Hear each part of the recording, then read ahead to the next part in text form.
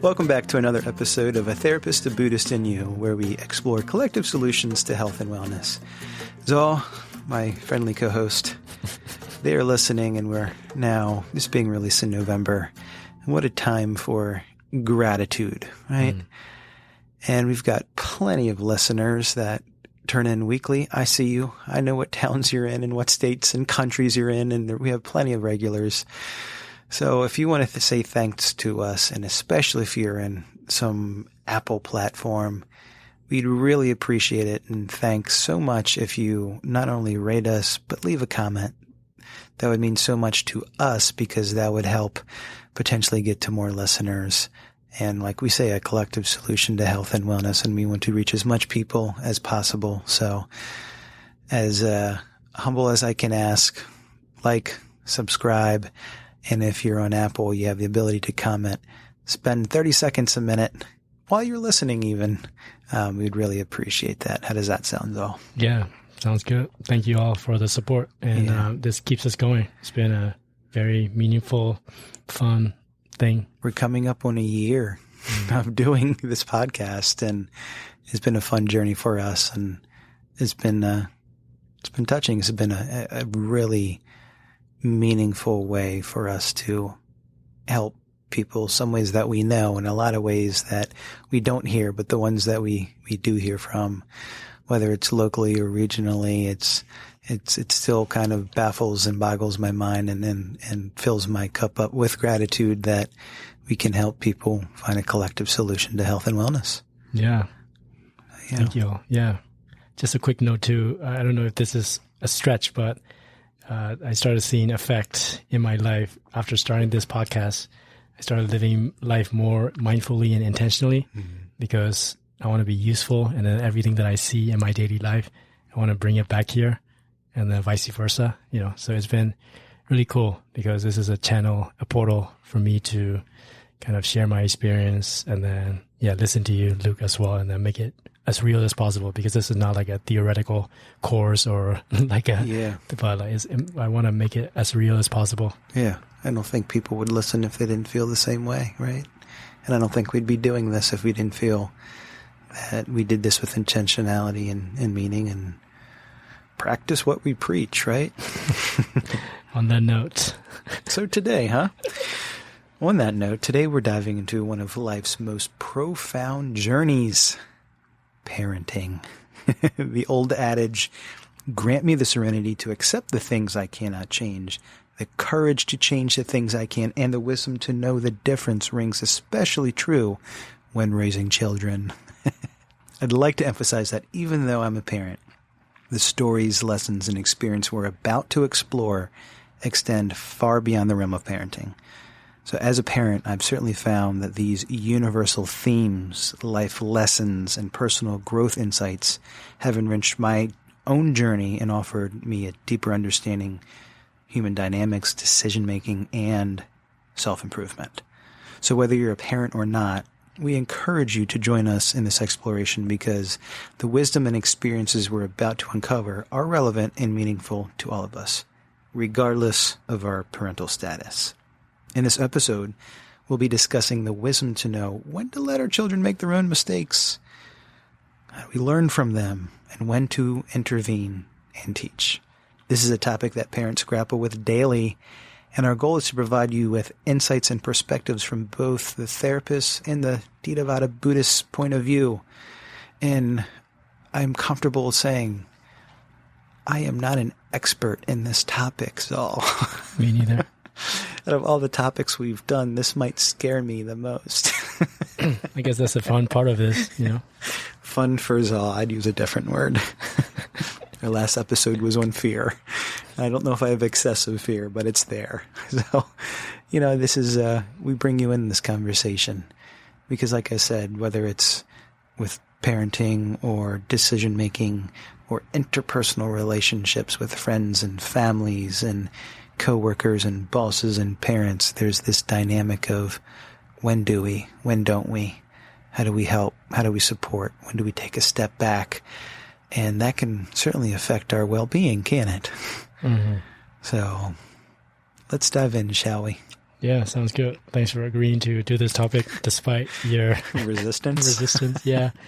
I mean, yeah, it's, I don't know, my intention is to, first of all, to be real as possible, but also, keep myself accountable and then connect with what I try to bring to my parenting, but also a real life picture of like how life is too, that it's the most rewarding, the most joyful, the most meaningful sense of duty, like all these things come, but also very difficult, which is how life is.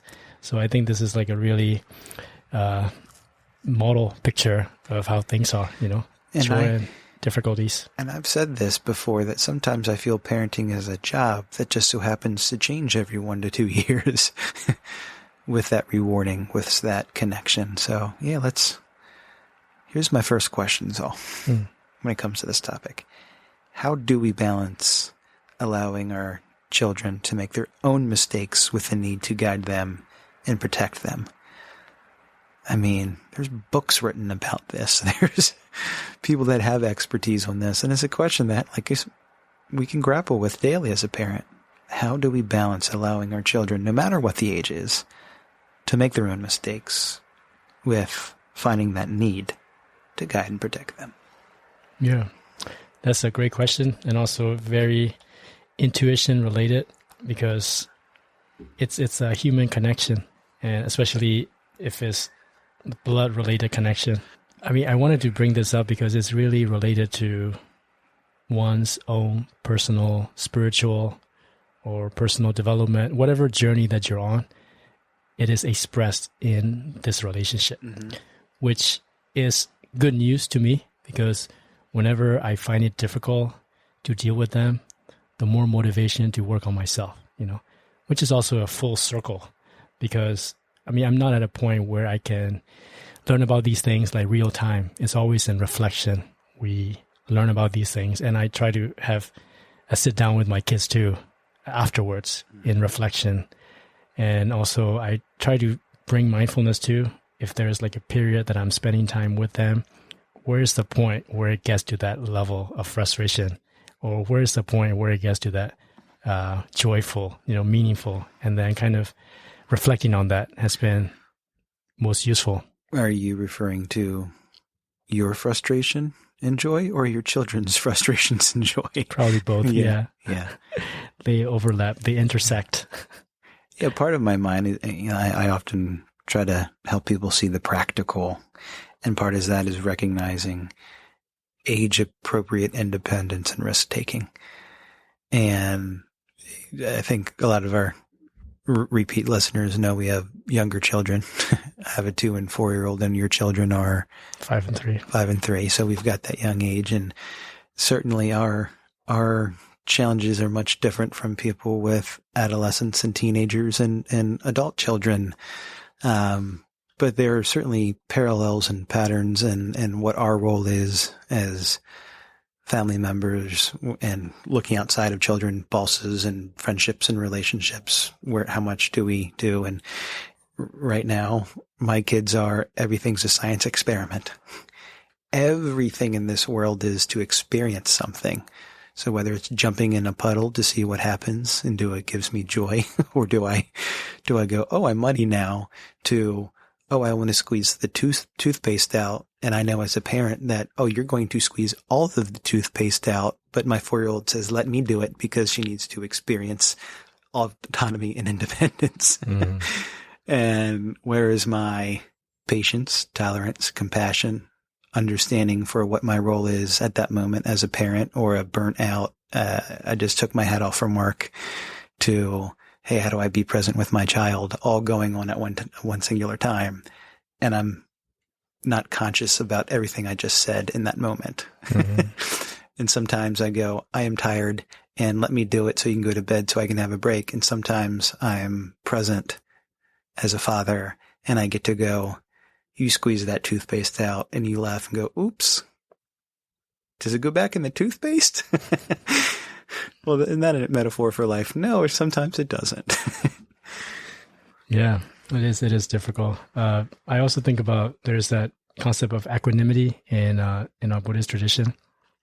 which translates along the lines of, I am not responsible for the other person's happiness, which is a good line, because that's true.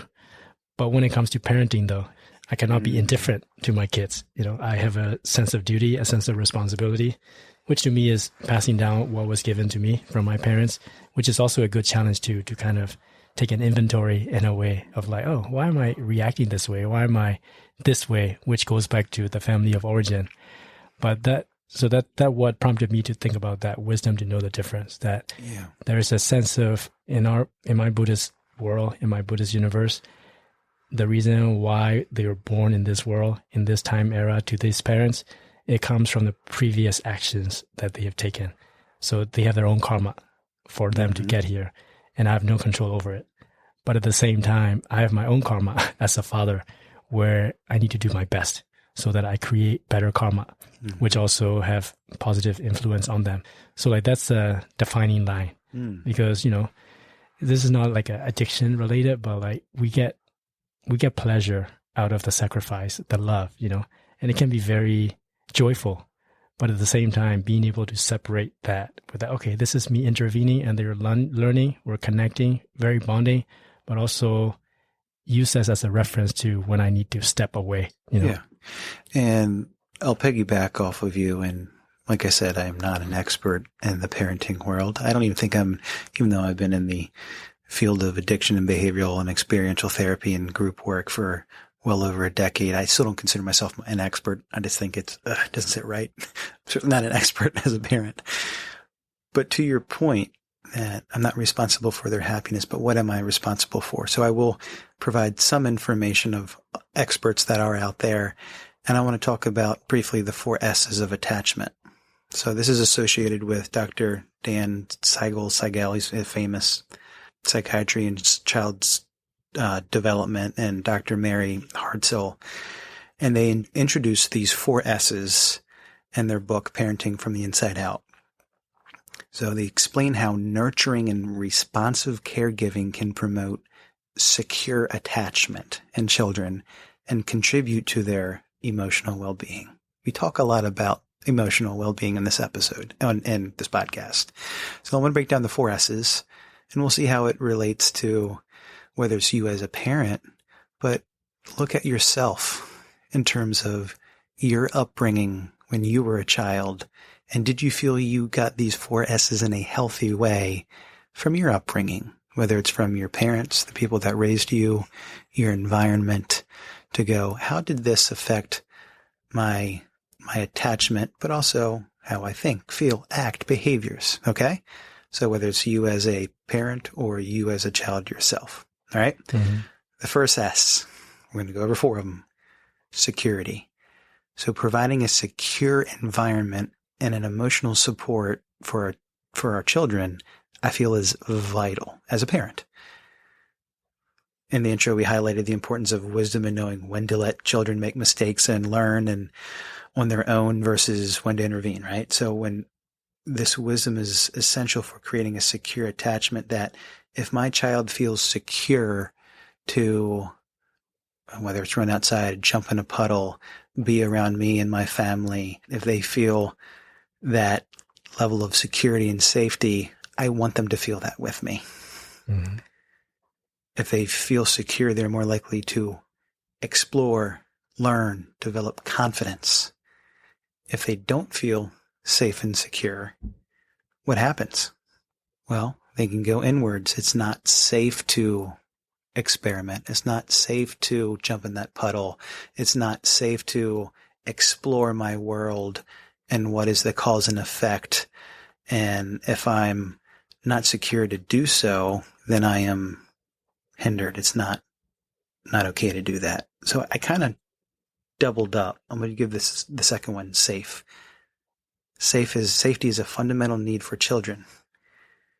If they don't feel safe in their home, then how do they feel secure to experience life and do certain behaviors to explore? Mm-hmm. Does this make sense? Yeah, I'm following. Okay. Really good stuff. If it's not safe enough to make a mistake, then how do I feel secure and becoming more independent. Okay? Now, these things that happen all the time, and sometimes I'm short. I got to get to work. I got to beat the traffic. I got to prepare. And all I want to do is get you to preschool in time. And you just want to buckle your seatbelt. We're running late and I have this appointment to get to. And if I'm short enough and go, no, I'm going to do it. Right? Of course that happens. We're humans. But if I don't acknowledge, well, sorry, honey, I was snapped. We're in a short time frame here. So we got to do that. And she might not understand in that time, but creating this environment of safety and security is vital, especially at the developmental ages of a child. What do you think so far of the 4 S's? Yeah, those are great because I reflect on my own upbringing as well, that whoever the caretaker is, I see the world through their eyes. And it's also like a micro model of the world, because it's not safe or it's not a good idea to be like out in the world by myself without a caretaker. So but then it's like a safety net, so there has to be some form of a good impression of the world, so to speak, that it is a secure safety world. But at the same time, what you're saying is like setting the parameters first. And then within that parameter, they can make mistakes, but have the basic needs met first. And are they mistakes? Yes, absolutely. But developmentally, is a child developmentally supposed to push back on boundaries to see, hey, you set a boundary, but you told me not to draw on the wall, but I'm going to see if it's safe to do so, even though you told me not to. That's actually a healthy thing to do. Hey, you set this boundary. Is this safe to do? Is there a consequence for this? Okay, if there's a consequence for this, how do my parents give me healthy consequences in a safe and secure way? Is a child going to flip shit when you turn off the TV and you told them 2 minutes left? It's time to eat dinner. Well, I want to watch TV. That's not one of the choices. You can either eat dinner or you can play in your room. I want to watch TV. Well, that's not one of the choices. Which one do you choose? Well, I don't want to do either. Okay, are you going to give me the choice to choose? Because I'm going to choose this.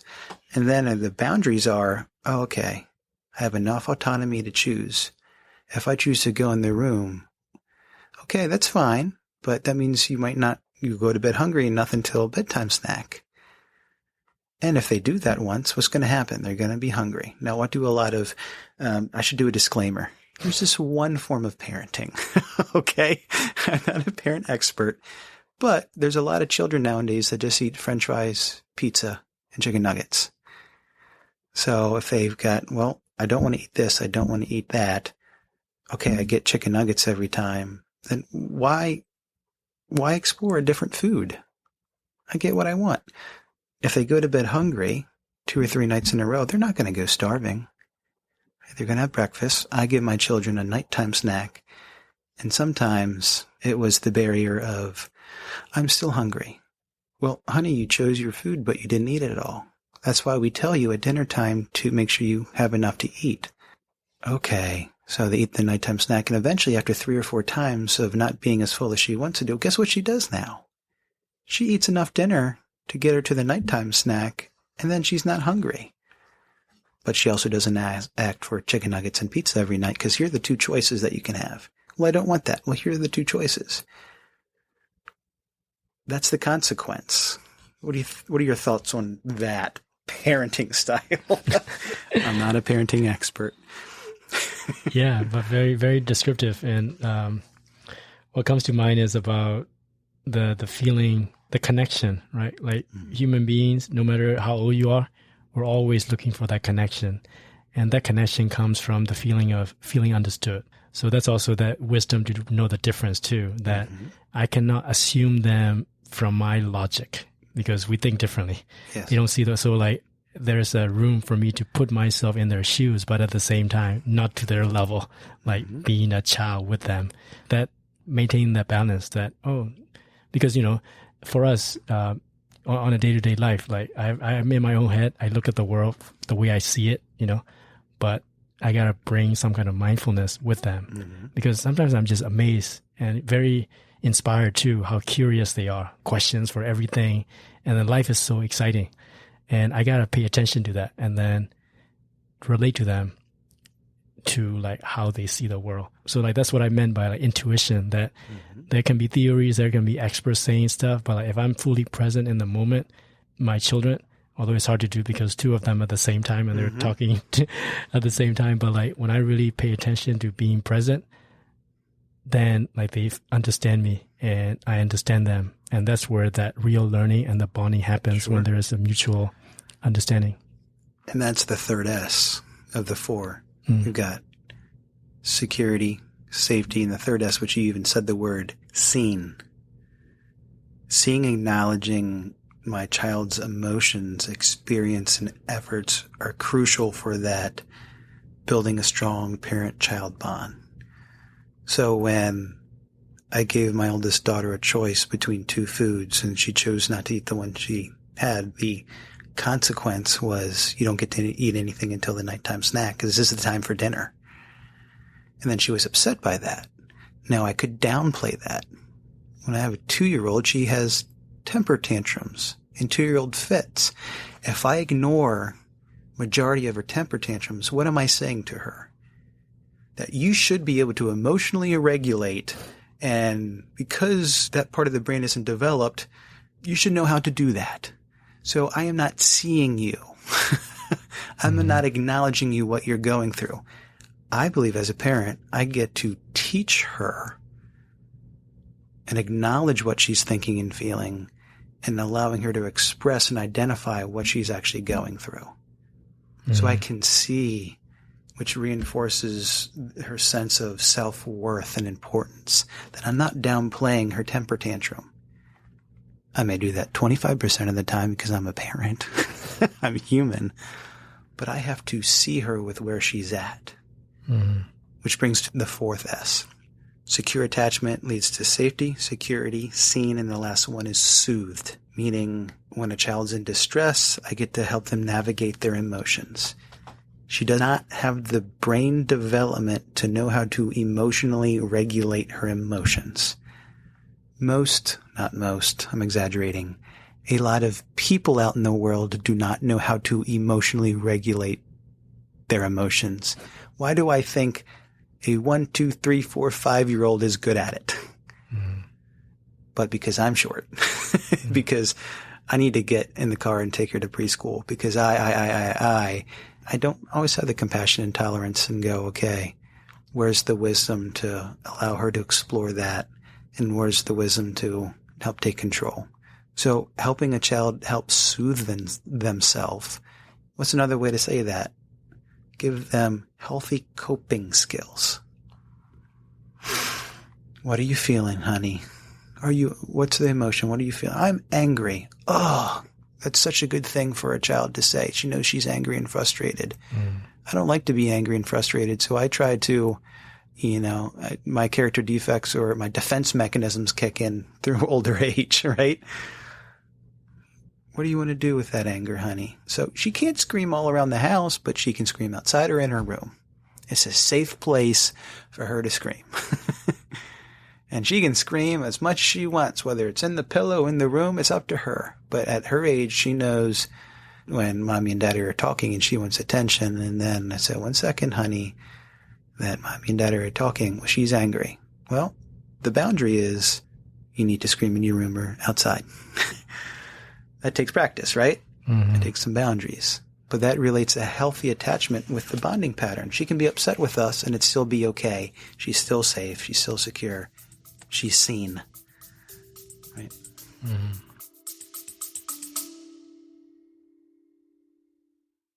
Hey, listeners.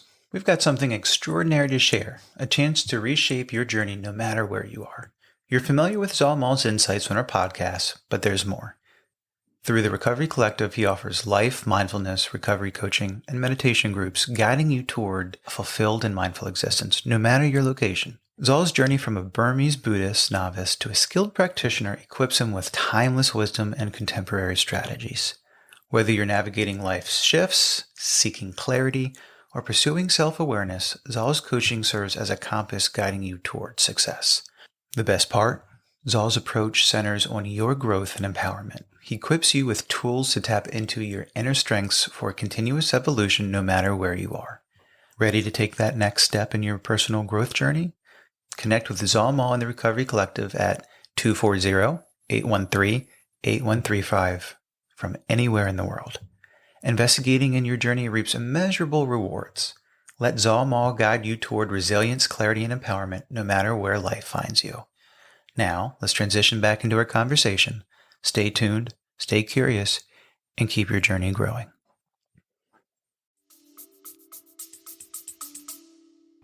Yeah, I like that soothing part because it's also a caution too, especially when it comes to codependency. Because if that soothing is mainly coming from the parents, it becomes like a enmeshment, Correct. That, but then kind of leaving up to them in a way of that. Oh, I know you're hungry. I know you're hungry or angry or whichever the thing is, but I'm here. Also letting them feel it and then soothe on their own. I'm not like a Christian or God person anyway, but I have a friend who said something that was very helpful, and I had to think about it. He said, "God does not have any grandchildren." I was like, what does it even mean? So I'm not the middleman. I'm God's son, and then my kids are God's grandchild. It's nothing like that. They have their own relationship with their own higher power. For me, I try to encourage that too, that I'm responsible as a father, but at the end, especially now that I'm in recovery and have my own journey, I want them. All I can do is embody what I strive for, and then be a channel in a way, but like let them to have their own relationship with that power in a way. And this changes developmentally. And this can be different times and ages. Just think about how hard it is for parents, and certainly genetically in a way that I can't fathom for mothers, when a child is screaming, right? And when's the time to not take them out of the bed or the crib when they're screaming? And part of what my wife and I had to figure out together as a bonding pattern of mom and dad bonding pattern, not husband and wife bonding pattern, but as mom and dad parent bonding pattern. Okay, our child is screaming when we put her down to go to sleep. And when is it time to pick her up and soothe her? But when is the transition? Okay, she's safe, she's secure, she's tired. And part of this is how does she learn how to soothe herself in a healthy way and not rely on the parents, especially mommy, in this transitional stage. And that's hard for parents to figure out when is that in the healthiest way possible. Now this evolves, think about it as a boss. And one of your person you're supervising or directing or works for you or under you that you're, supervising, and they're not getting their job done. So there's different language. There's how do you have empathy for them? How do you acknowledge with what they're going through? Now, in the business world, there's performance improvement plans. There's these conducts and codes and all these tangible, hopefully they say tangible ways, but how do we find that balance of, oh, you got a lot going on. How can we help you? And now it's your part to do, your responsibility, and transition that. And it's not my job to necessarily soothe them the same way that I would my children, but how do I have empathy and compassion for what they're going through and still get what the business or the wherever we're working needs, and finding that balance. Yeah. And not turn into enabling or whatever it is, or codependency. You see how the secure attachment can turn into insecure attachment. Yeah. I was going to say too about that, like the scene part is also very key, because I mean, all the kids think of their parents as superheroes, which is quite normal. If they feel safe. Yes. If they feel secure. Yeah, go ahead.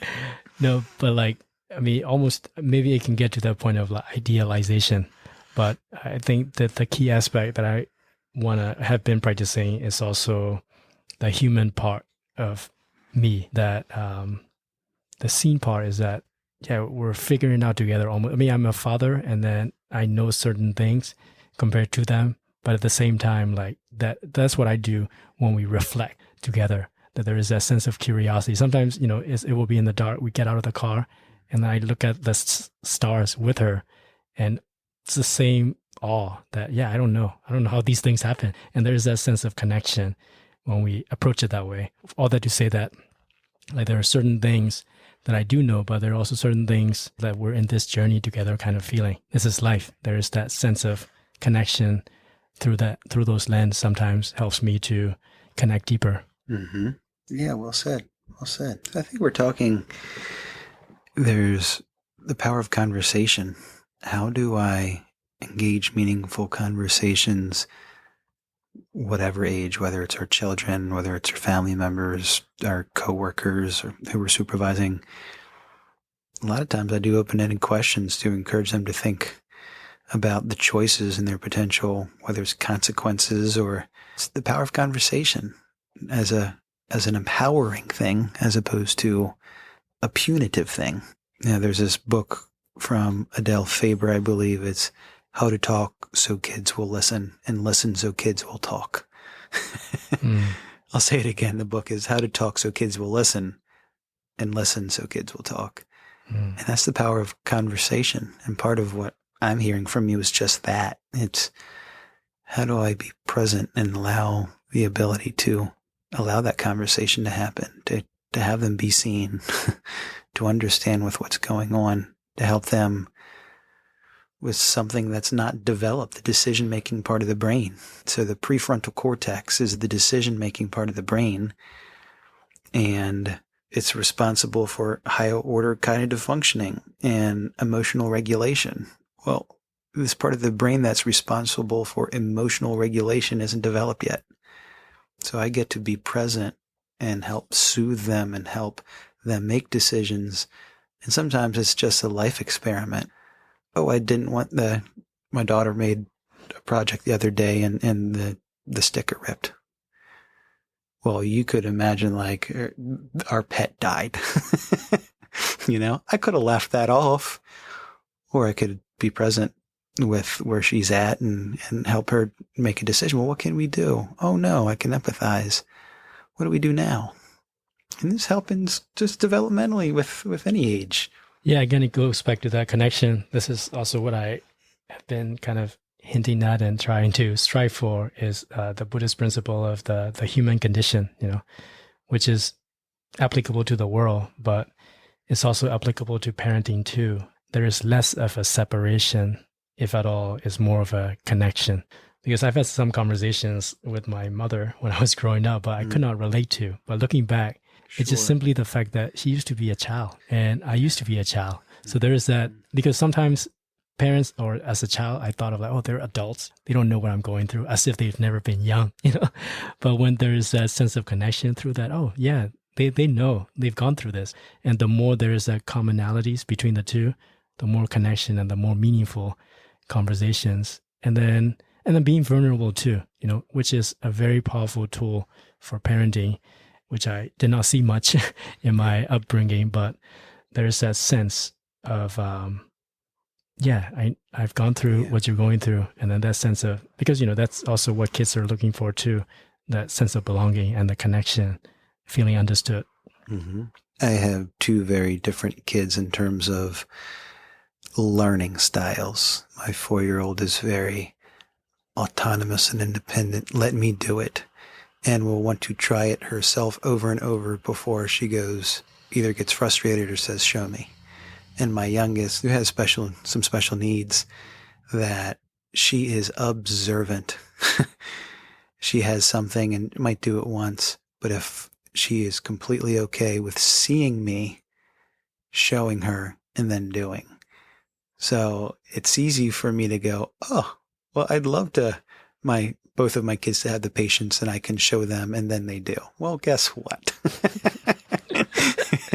Sometimes I need the wisdom, I need the patience, I need the tolerance and the compassion that, boy, my kids are different. And that's as beautiful as it is sometimes challenging. Yeah. I'm glad we're able to have an episode on that. I do. I know that we're not experts, but at the same time, we're both new to the parenting field as fathers. But at the same time feeling very hopeful, that's also sometimes, I don't really, I feel like I could have done better, but my second thought is that I have a really good shot at this, if I keep showing up, because it's a relationship for the rest of the life, which is a good motivation. It's the one job title that constantly changes. The requirements, the requirements of being a parent changes constantly, because they're constantly changing developmentally and emotionally and environmentally. So it's one thing that I got from you is certainly, how do I be present as possible? How do I be present with them and explore those decision-making skills and identify with where they're at and identify where I'm at in the relationship. Yeah. Yeah, it's just probably a cliche sentiment to end on, but I do want to share for myself and for the listeners too, is that wisdom to know the difference can be accessed through love, and sometimes that's like love as in like real love, not just like attached, craving love. Because sometimes when I don't know what to do, I just step away for like 30 seconds and then I breathe and then just try to connect with that love, that what would a loving father would do here, so that I can be an expression of love, because they're always learning something from what they see. And I would rather them see things that they should be learning. So the wisdom to know the difference come from the undeniably there energy all the time is love. And as that saying that prayer says, grant me serenity, allow me to have serenity, peace of mind, calmness of mind, because sometimes I want more control and I don't have it. And I know my children feel that way too. So it'll be interesting to listen to this one. 10 years from now? Yeah. I was going to say 5 years. It's going to be like, this might be more embarrassing than our first episode, which I still yet to listen to. Like, oh boy, what did we say in that first episode? Yeah. It's fun. Yeah. It's fun. We did it. Yeah. Remember, no single method fits all children, and it's essential to adapt your approach to your child's personality, age, and specific needs. And good God, get help with this too. So, any other thing before we close on up? So, no, we covered it all the best we could. Yes, we did. Give us feedback, guys. Let us know if this was helpful or if you laughed. Once again, thank you all. This month of gratitude, we appreciate you guys listening, and be even profoundly grateful if you like, comment, subscribe, and there is a donate button in the episode description that you can buy us a coffee or a Patreon as well. So my name is Luke. And this is Al. See you next time. See ya.